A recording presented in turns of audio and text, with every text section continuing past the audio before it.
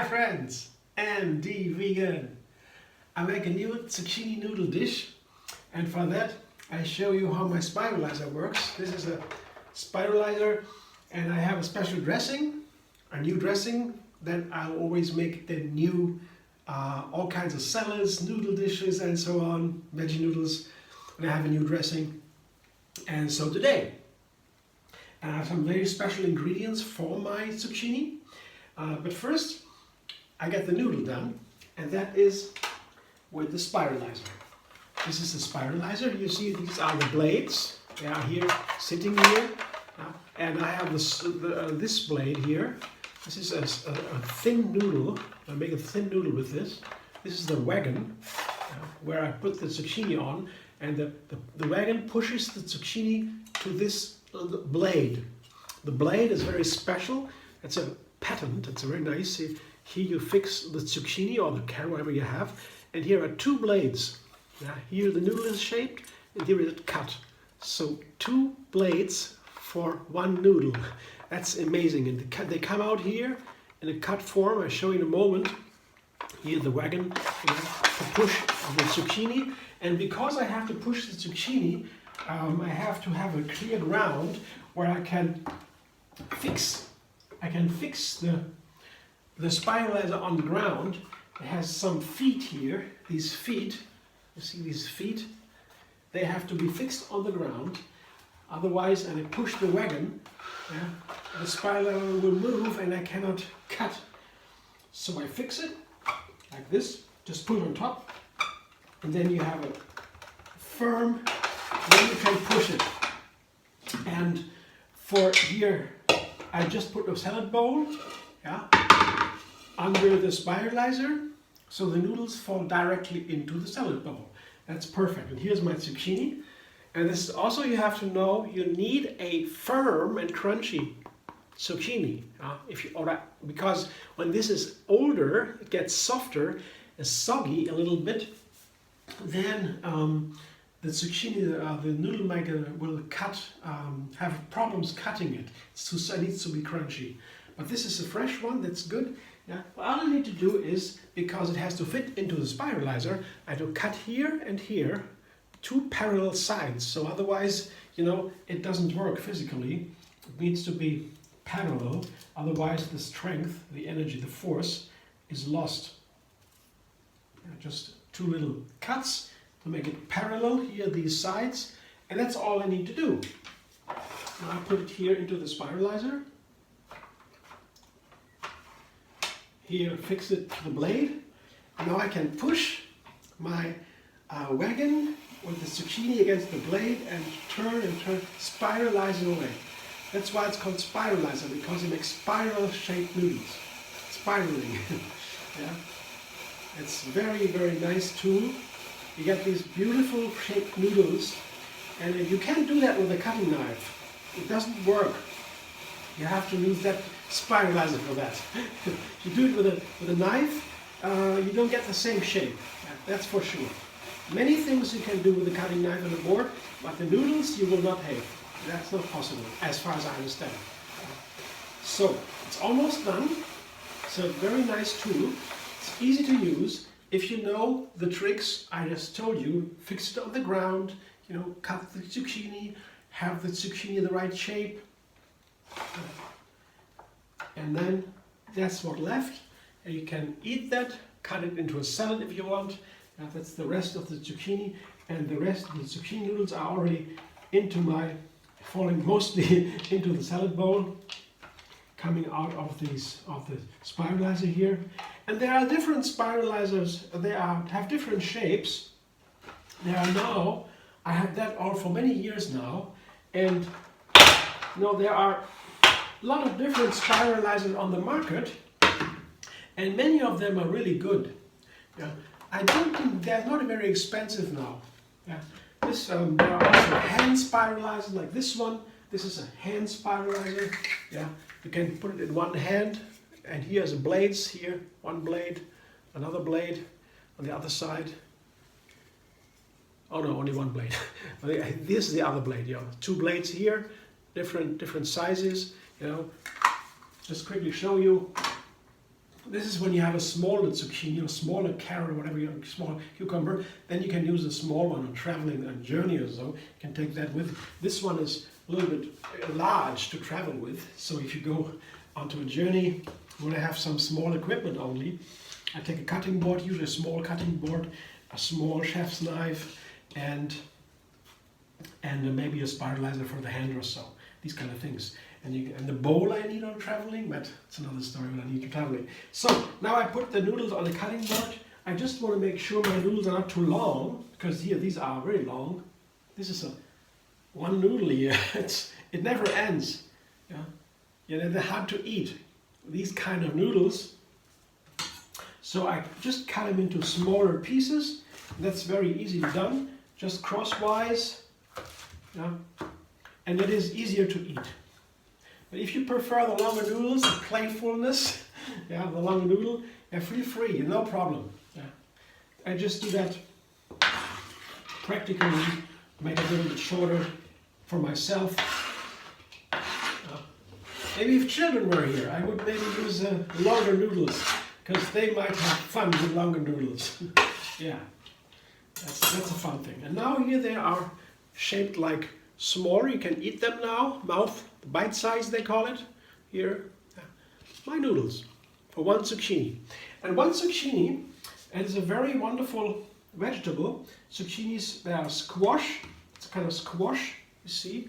Here I show you again, this is the texture of zucchini is like a sponge. This is from the spiralizer, the dots here, where it holds it. But here this is like a sponge. It's like a dough almost. That's why zucchini is so perfect for vegetable noodles, because this sponge-like texture, this doughy texture, allows the zucchini noodle to soak the dressing on, to soak up the dressing. That's what a good noodle has to do. The most important thing for a noodle is the dough. Yeah. And the zucchini comes close a little bit to a dough. A little bit, of course. Yeah. It's not a real dough, but it's similar. It's the best for noodles, for veggie noodles, are zucchinis. And then you can take everything else. You can take carrots or cucumbers or maybe bell pepper. You can take so many kinds of vegetables for noodles. But today I just added tomato. Yeah, this is I have these heirloom tomatoes. They're not so often in my health food shop. Here they have this little bit of different shape. Yeah, heirloom tomatoes. You might know them. I just cut them into slices, put them onto the zucchinis, and have a half red onion. That's always very nice with tomatoes. I really minced the onion here to have very small pieces on a cutting board, back and forth until the onion is pretty small. The smaller it is, the more the hot flavor of the onion is washed out into the dressing with the other ingredients. And that's a nice thing to do with onion in a salad. Otherwise it can be very sharp, not so pleasant for many, for some, and you want to avoid that. And by cutting it very small, you have this wonderful, healthy onion and in a kind of vegetable form. And then the special ingredient today is cress. Cress is a very special sprout. It's like an herb, green herb, you see. Yeah. It's a lot. It's a whole little package. They sell it in packages. I cut them off, and then they have these long, little plants here. And the cress is a very special herb or sprout because it's from the cruciferous vegetables. It's a family of plants that the petals are crosswise, cruciferous that's called, and they have a special quality. They are like Brussels sprouts, like broccoli, cauliflower. These are all, or radish also, I guess. These are cruciferous. That means they produce a certain a chemical when they get into the digestion with air. When they are combined with air, we cut them up, and then they produce these sulforaphane. Sulforaphane is that causes the strange smell from cabbages, and that is super healthy. It can fight cancer. One of the healthiest chemicals in food we have. That's why broccoli is so important, so healthy, and cauliflower, and also cress. The flavor is strong. In Cress it is not so strong, it is nice, but still it's sharp, has a certain sharp flavor, but it is super healthy. Yeah? And it's like a seasoning on it, it's perfect on a tomato. Tomato is watery and rather sweet a little bit, yeah, sweet and sour. Yeah? And then you have this strong Cress flavor, it's really nice. I put most of the Cress onto my salad here, and the rest on as a topping to make it a little bit more beautiful, yeah? A little decoration. And so these are my ingredients for the veggie noodles. Yeah, you don't need that much. You can have a zucchini and the dressing, and that's it. I make it just a little bit more exciting. I have a little trinity here: zucchinis, onions, and tomatoes for one, and then the topping, the cress, and then the third part is the dressing. And the new dressing always, I mentioned in the beginning of the video, always gives me opportunity to make more of my recipes. I have standard combinations, such as tomato and zucchini, for example, and onion. That's a standard combination in my kitchen. And when I have a new dressing, I can make a new recipe with the same ingredients, just a new dressing. It's so nice. And this is a sour cashew cream dressing. How to make it is easy. Cashews blending with apple cider vinegar, pepper and salt, and garlic, and some water. And then you have this nice, wonderful sour cashew cream, which is wonderful for so many green salads. Yeah, it's really wonderful. You can watch how I make it. Here you can see how creamy it is. You can watch how I make it in a video that's linked under this video. I just pour it over the zucchini noodles. Leave a little bit for the next salad. Let's see if I need more. In a moment I will just toss it and to see if I need some more dressing or if it's okay. I don't want to use too much dressing, and the noodle would be swimming in dressing. It's not necessary in this case. In other cases I make a little soupy noodle dish. Yeah, that's also nice, but in this case I would just have as much dressing as needed to cover all the ingredients, to coat them all. Give them a nice flavor, and that would be all I need today. Yeah, that's okay. I don't need more dressing. It's always good to have a good amount of dressing, especially with noodles. But in this case, I don't need more.